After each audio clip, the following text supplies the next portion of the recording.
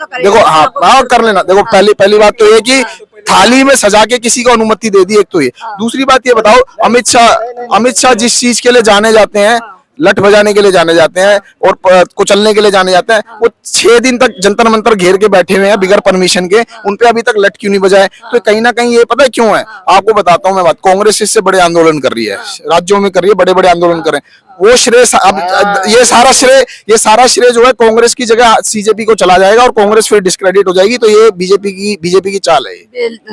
नहीं देखिए, मैं दोनों लोगों को एक्सपोज करता हूँ, ठीक है।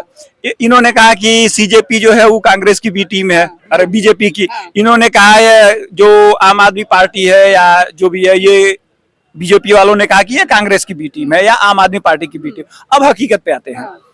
आम आदमी पार्टी का जब गठन हुआ तो इसमें कुछ मेन चेहरे थे, जिसे प्रशांत भूषण जी थे, जोगिंदर यादव जी थे, किरण बेदी जी थी, उसके बाद मनीष सिसोदिया नहीं थे, उसके बाद हर्षमंदर जी थे। ये लोग कौन थे भाई? ये सारे लोग वही थे जो सोनिया गांधी के सलाहकार थे। नहीं, अरे नहीं, यूपीए गवर्नमेंट में ये लोग सारे लोग सोनिया गांधी के सलाहकार हुआ करते थे। चाहे हर्षमंदर जी हो, चाहे प्रशांत भूषण जी रहे हो, चाहे योगेंद्र यादव रहे हो, ये लोग सारे उनके वो क्या बोलते हैं सलाहकार रहे हुए थे। इसमें कई मेंबर ऐसे थे जो उनके सलाहकार रहे थे। अब आते हैं जंतर मंतर पे विरोध करने का। क्या प्रशांत भूषण एंटी कांग्रेस रहे हैं? अरे भैया, एंटी कांग्रेस रहे तभी तो बोल रहे थे कि कांग्रेस का जो वक्तव्य है कि वहाँ कश्मीर में जनमत संग्रह होना चाहिए। कुछ वैचारिक मतभेद से मैं आपका विरोध करूं अलग मैटर होता, लेकिन आइडियोलॉजी तो मेरी वही है जो आपकी है। तो जब मेरी आइडियोलॉजी अगर आपके साथ मैच करती है तो मैं आपका विरोधी नहीं हुआ। व्यक्तिगत चीजों पे विरोध होता है, ठीक है। तो इससे ये नहीं कह सकते कि आप मैं उनका विरोधी हूँ, क्योंकि मेरी आपकी आइडियोलॉजी एक है। अब आते हैं मेन मुद्दे पे। भैया, दोनों पार्टियां मिलके इस देश को चूतिया बना रही है। भाषा की नहीं, एकदम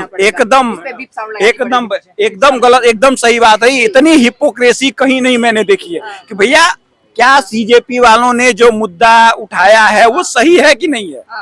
मुद्दा सही है कि नहीं है? मैडम, अभी इस भाई ने उन्होंने पूछा कि सीजेपी वालों ने जो मुद्दा उठाया वो सही है कि नहीं? मैं कह रहा हूँ गलत है। क्या हमारे देश में प्रतिभा की कमी है? युवाओं में कमी है, प्रतिभा की कमी है। आज हमारे देश का तो सुधांशु शुक्ला चांद पे गया था कि नहीं गया था? फिर वो एक कॉकरोच पार्टी अगर सुप्रीम कोर्ट ने जरा सी क्या टिप्पणी कर दी कि तुम उसका तुम मुद्दा बना करके और अमेरिका में जाकर के वहां से तुम कॉकरोच बनाओगे, हमारे देश के होनहार बच्चे को कॉकरोच बनाओगे तुम? इतनी घटिया मानसिकता। इस मानसिकता को ने ये कॉकरोच पार्टी का वहां पर धरना तो एक बहाना है।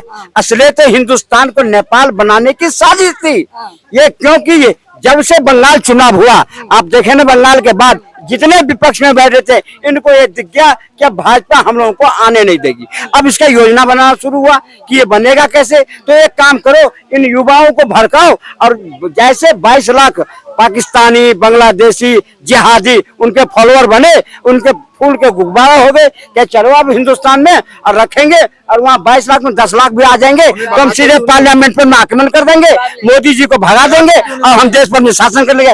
मुंगेरी लाल के हसीन सपने देखने लगे, पर नहीं ये पता हिंदुस्तान के लठ कितना मजबूत है। अरे करो ना, अगर हम नहीं देते तो ये कहते कि प्रजातंत्र में लोकतंत्र की हत्या हो रही है, हमें धरना प्रदर्शन का आगमन है। आज जिस मंसूबे के साथ जंतर मंतर पर बैठे वहां पर मैं आप जैसे पत्रकार ही है, 22 आदमी नहीं मिले। अब इनके सपने जो था वो भी टूट गया। कह दिया गृह मंत्रालय बैठा रह तू, हमें कोई फर्क नहीं पड़ रहा है, कांग्रेस कर रहा है करने दे। हमें देश के सारे आंदोलनों को, किस देश को अगर हिंदुस्तान को हिंदुस्तान में बदलने का ताकत है, हिंदुस्तान को सनातनियों का ताकत है, तो ये भाजपा में एनडीए में है। ये जितने विपक्ष में चोर मचाए शोर, ये सारे चोरों के गिरोह हैं। ये अगर सत्ता में आ गए तो हिंदुस्तान को नेपाल क्या, बांग्लादेश क्या, पाकिस्तान बना देंगे। देखिए ऐसा है।